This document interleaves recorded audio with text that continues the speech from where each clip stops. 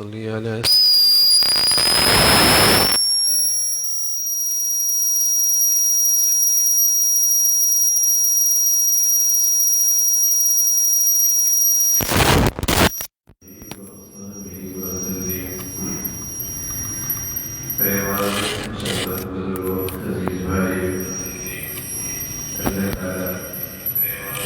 ماننے والوں سے اور اسلام اپنے پیروکاروں سے یہ مطالبہ کرتا ہے اور یہ ذمہ داری ڈالتا ہے کہ وہ آپس میں محبت اور اتفاق سے زندگی گزارے۔ اسلام بھی اپنے پیروکاروں میں اتفاق دیکھنا چاہتا ہے، محبت دیکھنا چاہتا ہے، اتحاد دیکھنا چاہتا ہے، اور اللہ کا بھی اہل ایمان کے لیے یہی حکم ہے کہ اس امت کی، اس کائنات، اس دنیا کی سلامتی اور اس دنیا کی کا تحفظ اور اس میں امن اور سلامتی تمہارے آپس کے اتفاق سے وابستہ ہے۔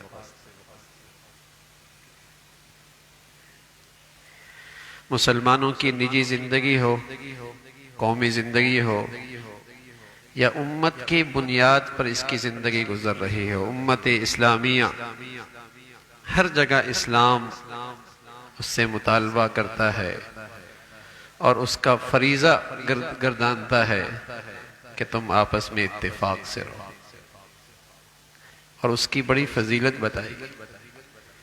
ایک صحابی دمشق کی جامع مسجد میں سویرے سویرے درس دے رہے، ایک جگہ ایک موقع پہ درس دے رہے، اور اتنے میں ایک صاحب آئے اور انہیں دیکھا کہ ان کا درس چل رہا ہے اور وہ خوش نصیب ہیں کہ لوگوں کے قلوب ان کی طرف متوجہ ہیں۔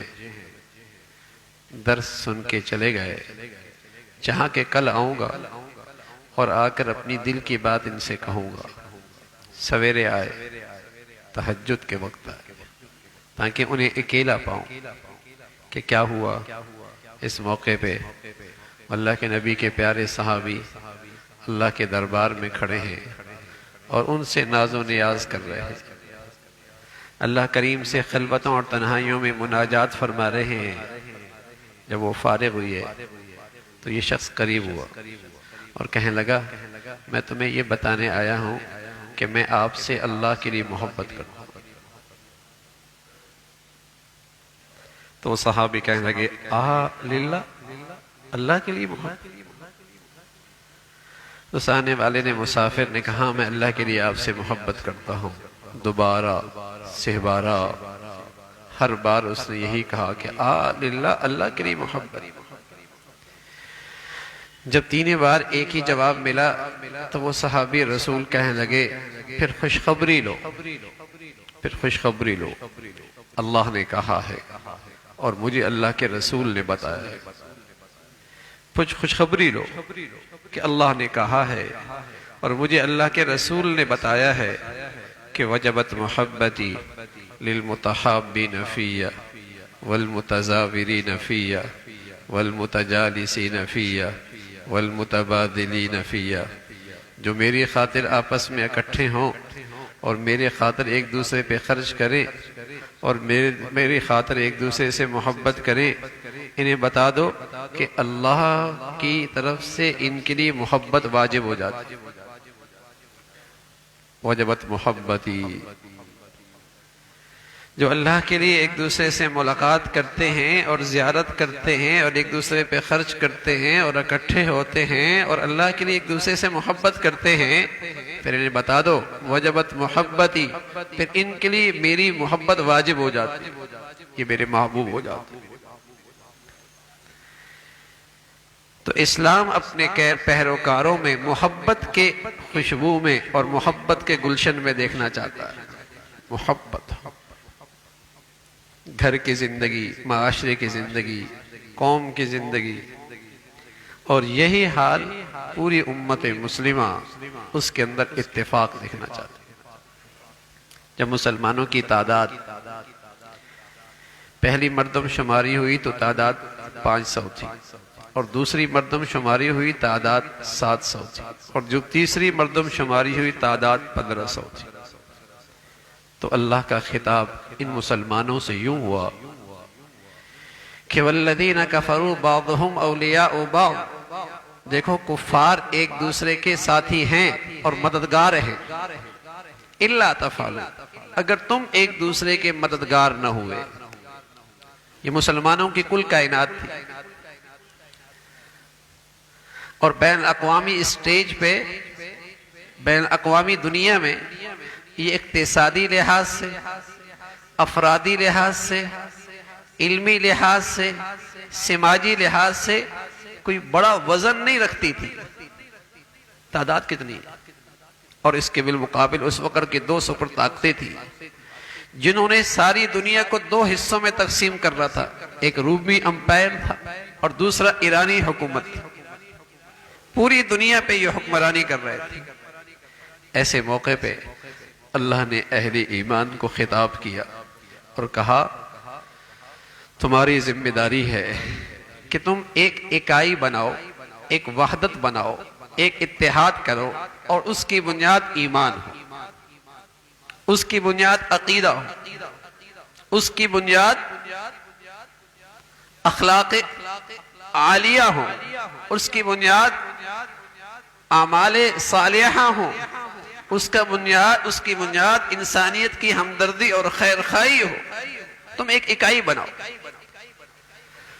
تم ایک دوسرے کے باہم معاون، مددگار، اور آپس میں اتفاق، ایمان کی بنیاد پر وحدت، ایمان کی بنیاد پر قائم کرو۔ اگر تم نے اس میں کوتاہی کی اور تساہل کیا اور اس میں تم نے کمزوری دکھائی تو یاد رکھنا پھر دنیا میں بڑا فتنہ ہوگا اور دنیا میں بڑا فساد برپا ہو جائے گا۔ دنیا میں بڑا فتنہ ہوگا، کسی کی جان، مال، عزت، آبرو آج دنیا میں محفوظ نہیں، کسی کی محفوظ نہیں۔ مسلمان آج اس کمزوری کی نتیجے میں آج دنیا امن سے محروم، سلامتی سے محروم، امن و امان سے محروم، اس لیے کہ آج مسلمان ٹکڑوں میں تقسیم ہے، سرحدوں میں تقسیم ہے، جغرافیوں میں تقسیم ہے، نفرتوں کا شکار ہے۔ فرمایا کافر تو ایک دوسرے کے باہم مددگار ہیں، تم کیوں نہیں ہوتے؟ الا تفعل، اگر تم نے ایسا نہ کیا تکن فتنۃ فی الارض وفساد کبیر، دنیا میں بڑا فتنہ ہوگا اور دنیا میں بڑا فساد ہوگا۔ اسلام تو اپنے پیروکاروں سے یہ چاہتا، لیکن اسلام کے ماننے والے آج کہاں کھڑے ہیں؟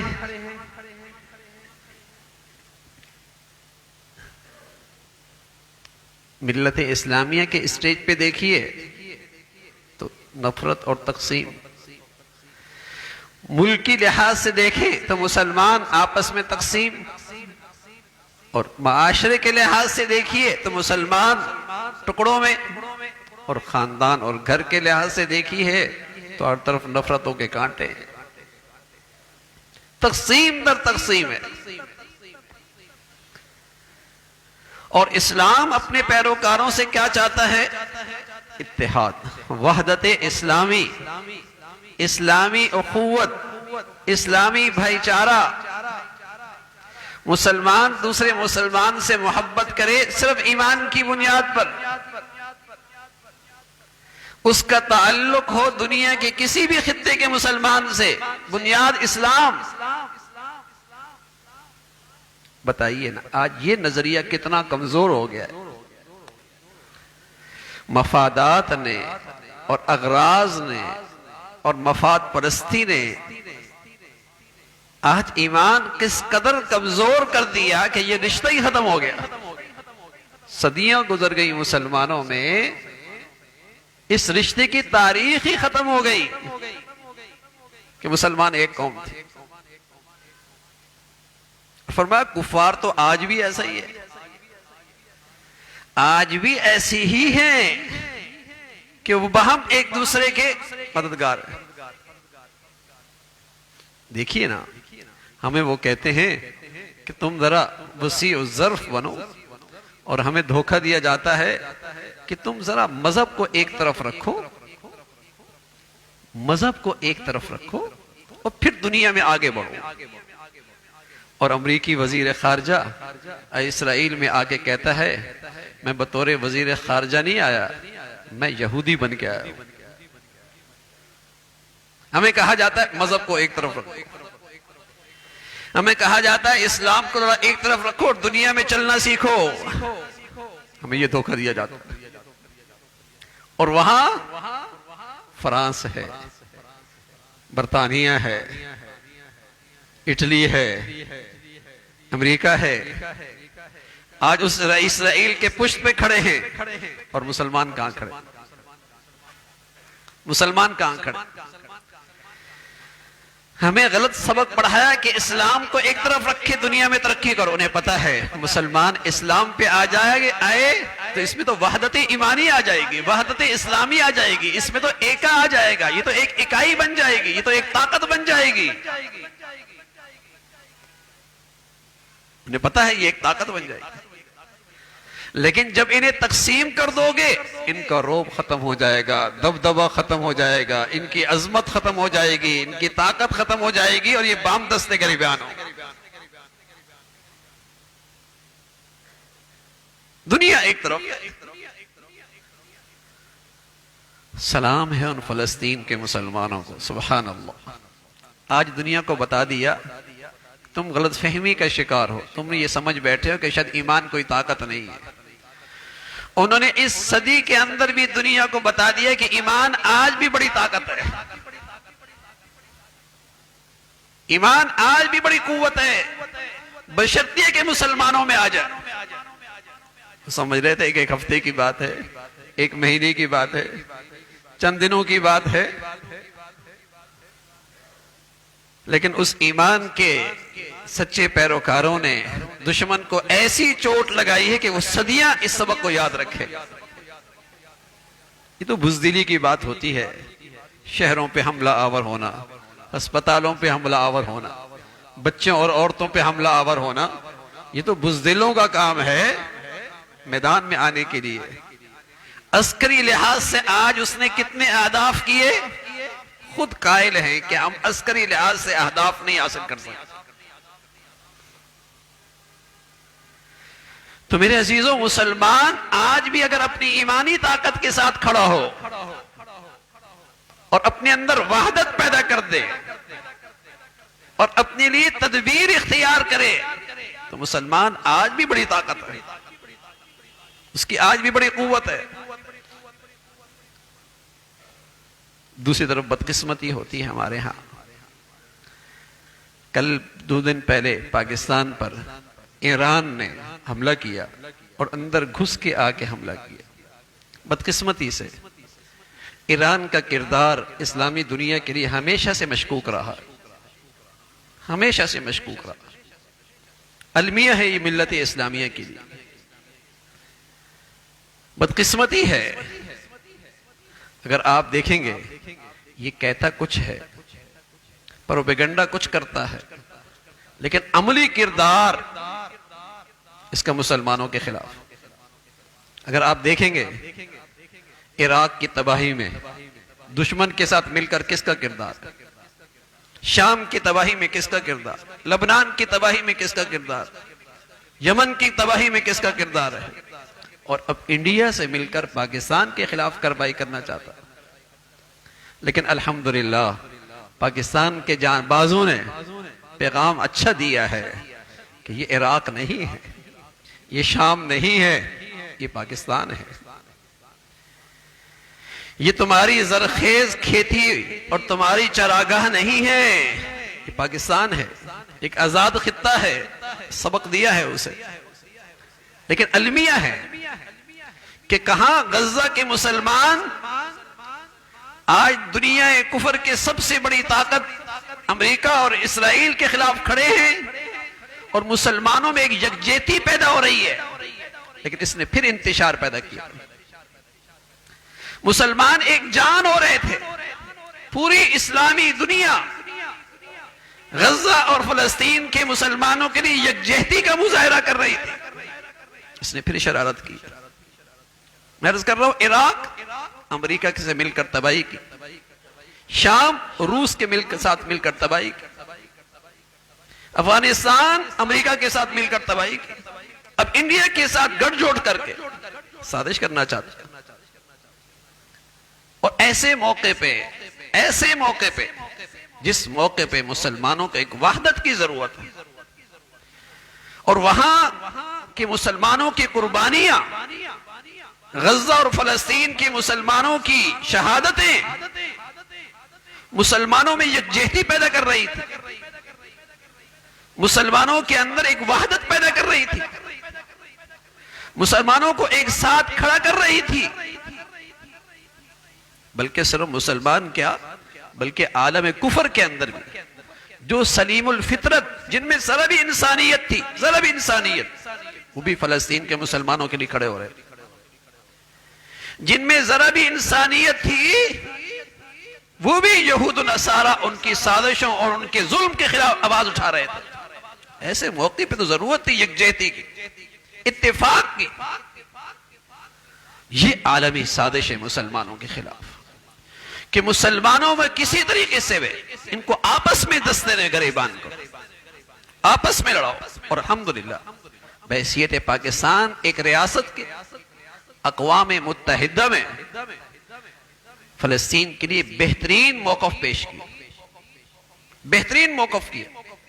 اور اب بھی الحمدللہ پاکستان یہی چاہتا ہے کہ اس جنگ کو نہ بڑھایا جائے. یہ وقت جنگ بڑھانے کا نہیں ہے، یہ جنگ اپنے پڑوسیوں سے لڑنے کا نہیں ہے. بڑی سوچ سمجھ کے جواب دیا گیا. تو میرے عزیزو، ہمیں بھی شعور آنا چاہیے، ہمیں بھی اپنے ماحولوں میں کردار ادا کرنا ہے کہ دیکھیں کون ہے جو مسلمانوں کے اندر رخنا ڈالنا چاہتا ہے، مسلمانوں میں نفرت پیدا کرنا چاہتا ہے. کون ہے جو مسلمان ملکوں پہ حملہ آور ہے، کون ہے جو مسلمانوں کے ملکوں میں تباہی کا ذریعہ ہے،